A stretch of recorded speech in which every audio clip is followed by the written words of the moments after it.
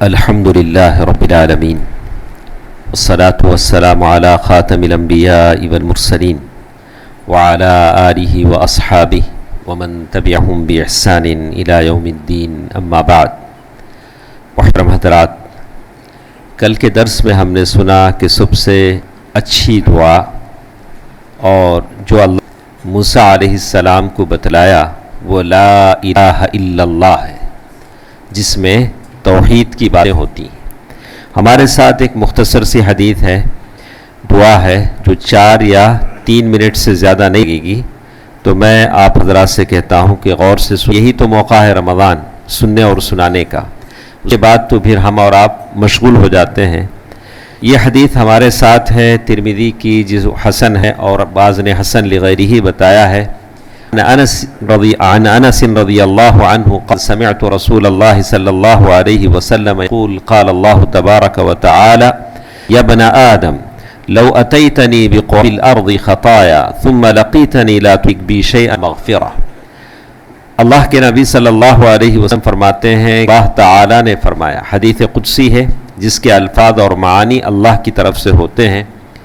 اللہ تعالی نے فرمایا، اے آدم کے بیٹے، لو اتیتنی بقراب الارض، اگر تو زمین بھر گناہ لے کر آئے، گناہ کرتے کرتے اتنے گناہ کر دیا کہ زمین بھر گئی، اور اس تمہاری حالت ایسی ہو جیسے یہاں بتایا گیا، اتنا گناہ کرنے کے باوجود تم میرے پاس آئے ہو، شرک البتہ نہیں کیا ہو، تو اتنی معافی لے کر میں تمہارے پاس آؤں گا.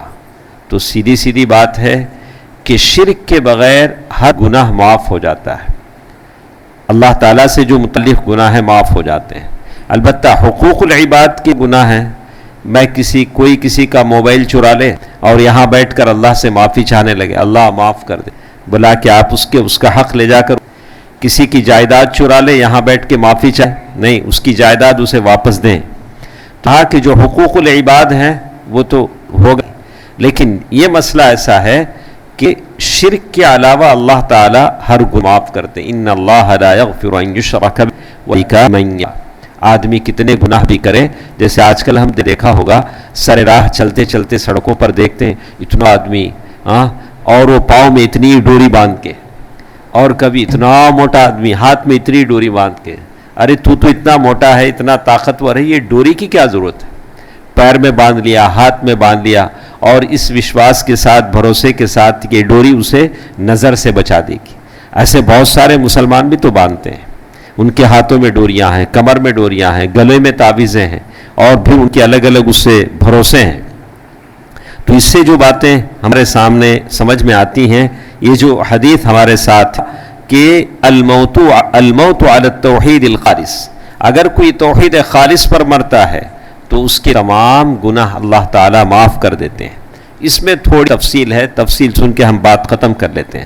اگر کوئی کہے کہ میں کتنا بڑا گناہ بھی کروں، شرک نہ کروں، پھر وارے نیارے ہیں، 5 انگلیاں گھی میں ہیں، اسے بہت سارے لوگ بولتے ہیں یہ توحید والے کیا بھی کر لے سکے. کئی کو بولے تو ان کو حدیث سنا ڈال کو ہے، تمہیں کیا کرے تو بھی اللہ معاف کر ڈالیں گا. کئی کو بولے تو تمہیں توحید والے، توحید پرست ہے، ایسا ہے کیا؟ تو ہم دیکھتے ہیں کیا واقعی ایسی بات ہے. کہا کہ نہیں، من مات علی الشرک الاکبر وجبت له النار، جو شخص شرک اکبر پر گا، معافی نہیں چاہے گا، مشرک ہو کے مرا، وہ تو جہنم اس کے لیے ہے، معافی نہیں چاہا اپنے شرک، له النار. من مات خالص من الشرک الاکبر، اگر کوئی بشرک نہیں کرتا ہے، وعنده قلیل من الشرک الاصغر، چھوٹا سا شرک ہے. چھوٹا سا شرک کے مطلب ہے ریاکاری کر لیتا ہے، کبھی اپنے اعمال دکھا لیتا ہے. تو کہتے ہیں وَحَسَنَاتُهُ تَرَجَّحَ عَلَىٰ سَيِّئَاتِهِ دَخَلَ الْجَنَّةِ، اس کی نیکیاں جب برائیوں پر بڑھ جاتی ہیں تو انشاءاللہ اسے بھی جنت مل جائے گی. مَن مَاتَ خَالِصًا مِنَ الشِّرْكِ الْأَكْبَرِ، اگر کوئی بڑا شرک نہیں کرتا ہے، چھوٹا شرک کر لیتا ہے، غیر اللہ کی قسم کھا لینا، یا کبھی ریاکاری کر لینا، یا ایسے چھوٹے موٹے جو چھوٹے شرک ہیں وہ کر لیتا ہے، وَسَيِّئَاتُهُ تَرَجَّحَ عَلَىٰ حَسَنَاتِهِ، لیکن نیکیاں زیادہ نہیں ہیں، برائیاں زیادہ ہیں، تو وہ جہنم میں داخل ہوگا، لیکن ہمیشہ جہنم میں نہیں رہے گا. اللہ اسے بخشوا کر جنت میں ڈال دیں گے.